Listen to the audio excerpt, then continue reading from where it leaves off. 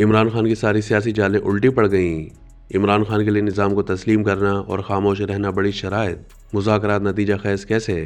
سہیل بڑائچ کا کالم نگار سہیل بڑائچ اپنے کالم میں لکھتے ہیں کہ سیاسی بحران کے حل کے لیے مخالف سیاسی جماعتوں کے مذاکرات انتہائی خوش آئند اور پوری قوم کے دل کی آواز ہیں، لیکن فی الحال یہ مذاکرات نیم دلی کے ساتھ کیے جا رہے ہیں۔ کوئی بھی میز پر کچھ ہارنا نہیں چاہتا، دونوں فریق میز سے جیت کر ہی جانا چاہتے ہیں، اسی لیے فی الحال کوئی بھی نتیجہ نکلتا ہوا نظر نہیں آتا۔ مذاکرات میں سنجیدگی کی پہلی علامت جنگ بندی ہوگی۔ دنیا بھر میں صلح اور امن کے مذاکرات فائر بندی کے بعد شروع ہوتے ہیں۔ اب ایک طرف تحریک انصاف کا گالی بریگیڈ دشنام کی بندوق تانے فائر کر رہا ہو اور دوسری طرف مقتدرہ اور حکومت کوئی بھی رعایت دینے کو تیار نہیں ہو، تو مذاکرات سے کوئی نتیجہ کیسے نکل سکتا ہے؟ مذاکرات کے لیے ماحول بنانا پڑتا ہے، ایک دوسرے پر الزامات لگانے سے رکنا پڑتا ہے، اپنی ضد و رنا کو ختم کرنا پڑتا ہے۔ مذاکرات تب کامیاب ہوتے ہیں جب دونوں فریق صرف جیتنے پر ہی مصر نہ ہوں، ہارنے کے لیے بھی تیار ہوں۔ لچک مذاکرات کی کامیابی کو یقینی بناتی ہے۔ ایک طرف فوجی عدالتیں سزائیں سنا رہی ہوں اور دوسری طرف عمران خان کہہ رہے ہوں کہ مذاکرات کے دوران بھی ترسیلات زر بند کرنے کی مہم جاری رہے گی، تو مذاکرات کی کامیابی کا کوئی روشن امکان نظر نہیں آتا۔ سب کی خواہش یہ ہے کہ ورکنگ ریلیشن ہو، سب کی خواہش ہے کہ سیاسی استحکام آئے، سب کی خواہش ہے کہ روز روز کے دھرنے اور اسمبلی کے اندر ہنگامے ختم ہوں، لیکن ان خواہشوں کے باوجود اگر کوئی لچک نہ دکھائی گئی تو پھر مذاکرات کا کوئی نتیجہ نہیں نکلے گا۔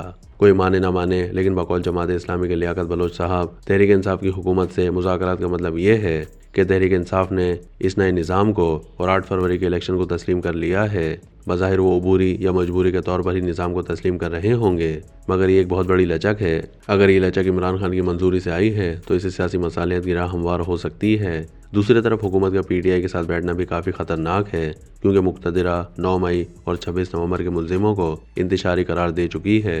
حکومت مقتدرہ کی مرہون منت ہے، اس لیے اس کے ہاتھ بندھے ہیں۔ نہ وہ مقتدرہ کے خلاف کیے گئے جرائم کی معافی دے سکتی ہے اور نہ ہی پی ٹی آئی کو وہ سیاسی جگہ دے سکتی ہے جو وہ خود استعمال کر رہی ہے۔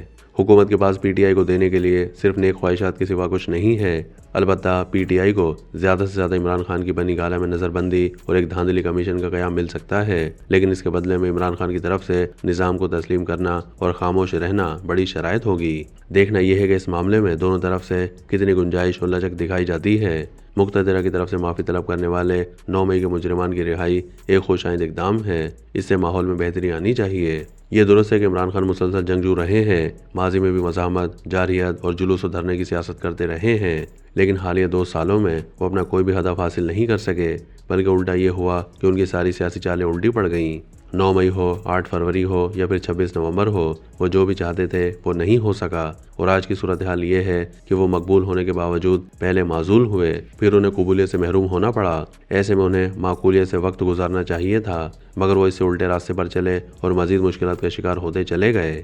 انہیں بے نظیر بھٹو اور نواز شریف کی مثال پر عمل کرتے ہوئے اپوزیشن میں بیٹھ کر نظام کا حصہ رہنا چاہیے تھا۔ اگر وہ اس حکمت عملی پر عمل کرتے تو اب ان کے مقتدرہ سے تعلقات بہتر ہو گئے ہوتے، اور آج وہ شہباز شریف کے متبادل بن کر عوام اور فوج دونوں کے دلوں کی دھڑکن بن چکے ہوتے، مگر انہوں نے مقابلے کی ٹھانی، طاقت سے ٹکرانے کا فیصلہ سراسر غلط تھا۔ ایک تنہا سیاسی لیڈر اور ایک غیر مسلح غیر منظم سیاسی جماعت ایک منظم اور آئینی طور پر مسلح فوج کا مقابلہ کیسے کر سکتی ہے؟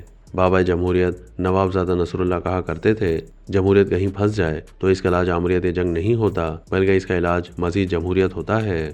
حالیہ مذاکرات میں جہاں تعطل آئے، جہاں رکاوٹ آئے، اس کا حل مزید مذاکرات ہے۔ بات چیت ہوتی رہے گی تو کوئی نہ کوئی حل ضرور نکل آئے گا۔ دونوں طرف کی مذاکراتی ٹیموں سے عرض ہے کہ وہ دور چلا گیا جب صرف جنگجو بہادر اور شور میں ہیرو اور آئیڈیل ہوا کرتے تھے۔ اب امن کرنے والے، صلح کے لیے سہولت دینے والے اور دنیا کو امن کا گہوارہ بنانے والے بھی ہیرو اور آئیڈیل ہیں۔